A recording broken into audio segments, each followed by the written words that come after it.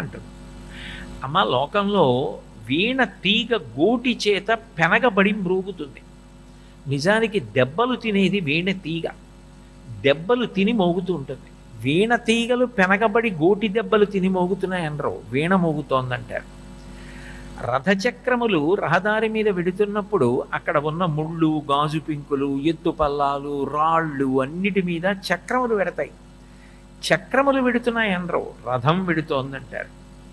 పురుషుడు ఉపాసన చేసి గొప్ప గౌరవాన్ని సంపాదిస్తాడు. ఆయన చేసినటువంటి ఉపాసనలో సగభాగం భార్యకి వెడుతోంది.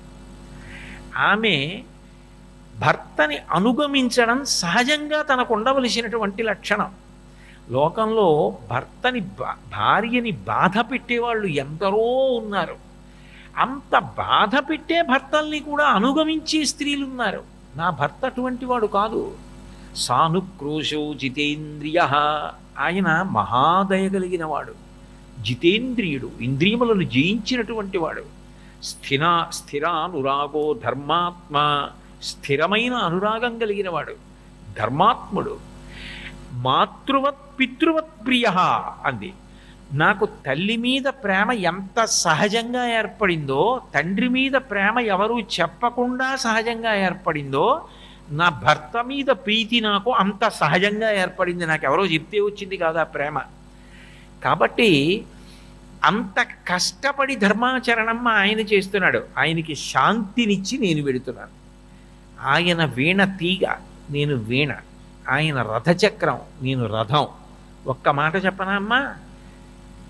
నాపతి సుఖమేదేత యస్యాదపి శతాత్మజ అంది. ఒక తల్లికి 9 కుమారులు ఉండి, ఆ 9 కుమారులు తల్లి యందు విశేషమైన ప్రేమ కలవారై, తల్లి నిద్ర లేచి తల్పం మించి పాదములు కింద పెడుతున్నప్పుడు అమ్మ పాదములు సొక్కిపోతాయేమోనని చేతులు వేసి అరిచేతులలో పాదములు వేయించి నడిపించగలిగిన ప్రేమ కలిగిన వారైనప్పటికీ, అటువంటి 9 కొడుకుల వలన తల్లి పొందే సుఖం కన్నా భర్తకి భార్యగా పొందే ధైర్యం, సంతోషం, సుఖం వేరమ్మా. నాకు రాముడు లేనిది ఏదీ సుఖం కాదు. రాముడి పక్కనున్నప్పుడు ఏదీ కష్టం